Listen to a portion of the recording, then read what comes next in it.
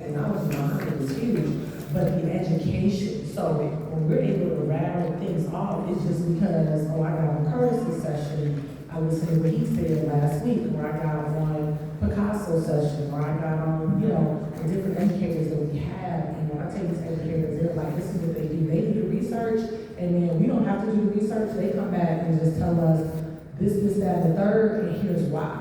So eventually you get to a point where you like, it's just like dental school. Like, I've seen your work just keep evolving. I'm like, have y'all seen the teeth she been doing, child? I said, what?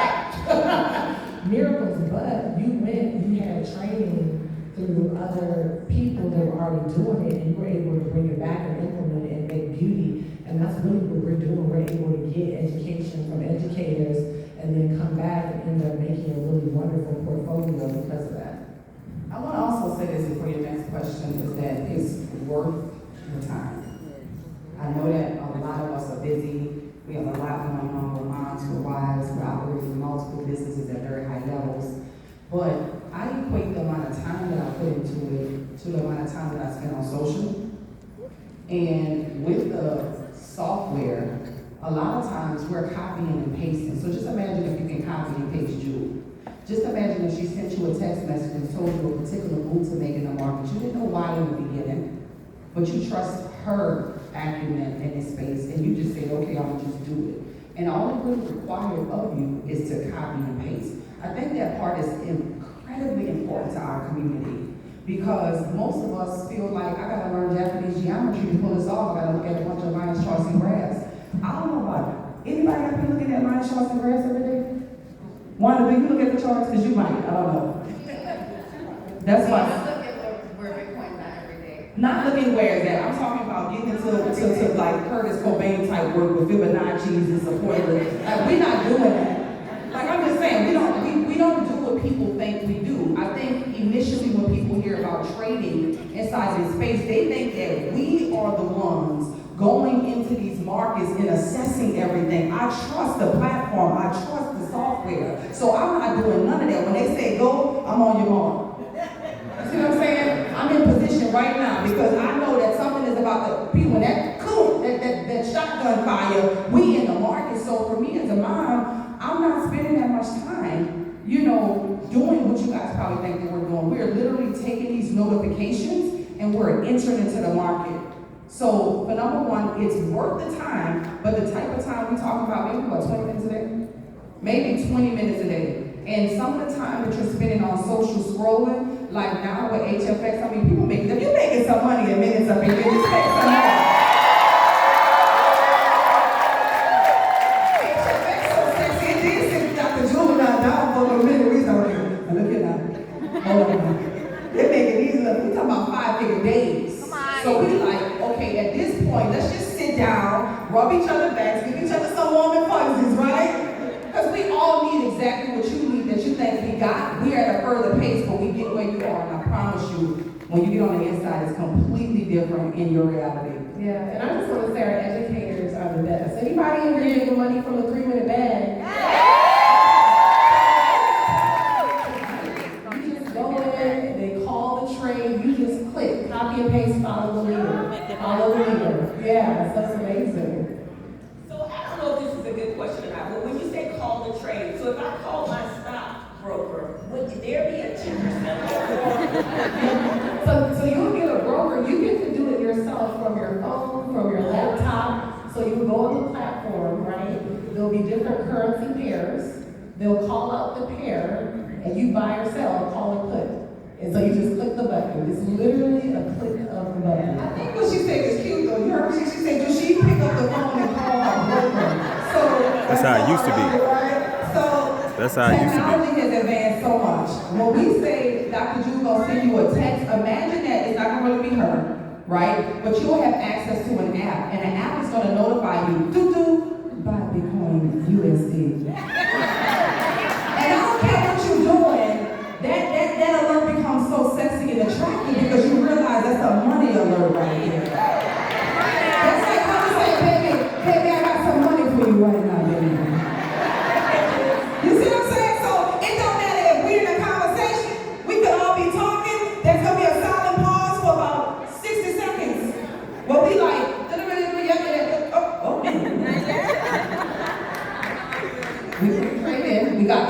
out, we copied it, we're putting it into our broker that's on your phone. Nobody to call, copy, paste into your MetaTrader 4 broker, and now the trade is in, and now you set it and forget it, and then we continue. Yeah, girl, so what happened?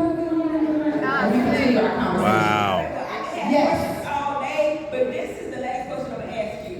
Okay, is it just like the stocks, even when it goes down, do you hold it or do you sell it? Like, cause, you know, So I think that depends on what you're trying to do. Everyone has a little bit of a different philosophy. I don't care how far Bitcoin's going down, I'm not selling it. That's right. Right? Amen now. And here's why. It's the same philosophy as I have rental properties. Some people didn't pay rent last year. I'm gonna keep the property. Come on now. And so the asset it does change in value at that moment, but we know long term what's gonna happen over the next 100 years with a digital asset. Not everyone has access to banks, not everyone has access to gold bars, but everybody has access to a smartphone. I've been into villages in Fiji where they've never seen anyone in my complexion, but they had smartphones in their village. Okay, with just phone and basic data service. So phones are everywhere. You have a team in Kenya because of this. So I think it's just about really knowing what your philosophy is. If you're in it to make some money right now, you can pull out. But if you're in this long term to hold a digital asset that's equivalent to gold, where you never have to cash out, and now you're living off the interest of that equity or so many days, and you well, you know, when I do my stocks, I put a little bit out and leave some in there. You know what I'm saying? So I know I've already made that money and put it somewhere else, and that's just how I do it. But I didn't know if this was indignant to ask. But what do y'all think about this Bitcoin and the cryptocurrency? And is that the same term? It's the same thing. What do you think about when people talk about a universal currency and the currency? Is that what we're leading into, or is that dumb? But you know what I'm Here's the saying? thing, church people, right? Because we hear about it. But let me tell you what Dr. K has taught me. We done been had a global currency. It's oil. We just don't look at it that way. And it's the most manipulated commodity in the world. And so there's already, in a way, a global currency that you and I don't have no access to. Because we're not in the oil game. And so if you guys really want to talk about a global currency, go Google petrodollar and watch the evils that have happened behind the petrodollar.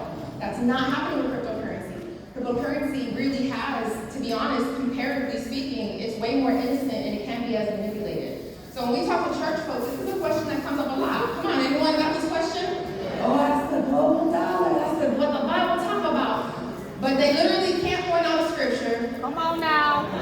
And they have no idea that we already are more manipulated by the petrodollar. So I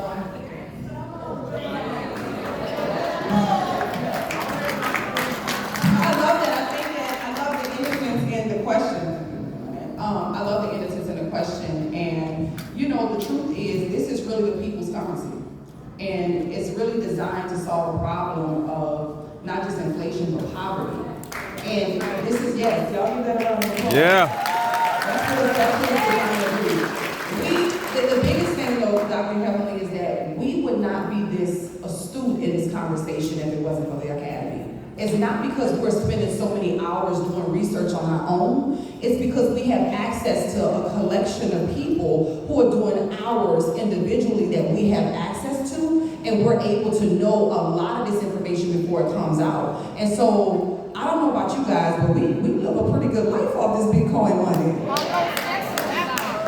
But to your point of, do you pull out sometimes? I have two strategies. A long-term wealth strategy where I'm holding. I see Bitcoin going to $1 million minimum. I don't think $1 million will be worth this much at that time, but in value, of course. But I can see that happening. I don't know about you guys.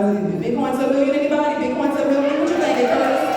Easily, right? Bitcoin to $1 million. I'm not saying this year. I do see 6 figures this year. I don't know if anybody agree. Yeah. I see 6 figures this year, but on a short-term strategy. Yeah, Bitcoin, 6 figures, 2021. Bitcoin mommy said that. Tell me if I'm making this up now. You know, I bank online with Bank of America. Is there a tab that I can switch money to Bitcoin? Because I think I saw that, but I never paid attention because I didn't know what the hell it was. Money in online, money through your bank. Am I making it up? No, that's good. So, is Hill in the building yet? All right, Hill.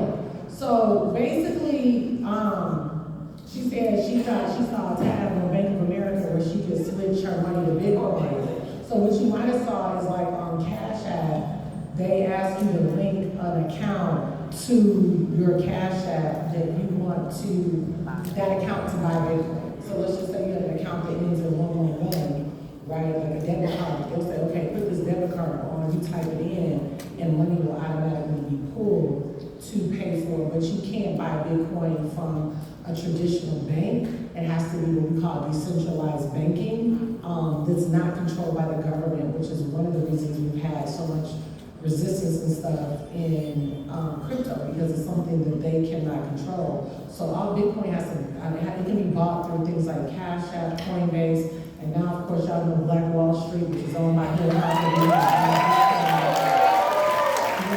Bitcoin from that app to support other black businesses, but he's the only black-owned exchange that you can purchase Bitcoin from. Yeah. So that's maybe what you said. Yeah, I just want to ask a question too. I was opening an account with M&T Bank, and they said that they are going to be offering their clients digital wallets, PNC Bank and Bank of America. So it is coming that the banks are going to get into the digital space.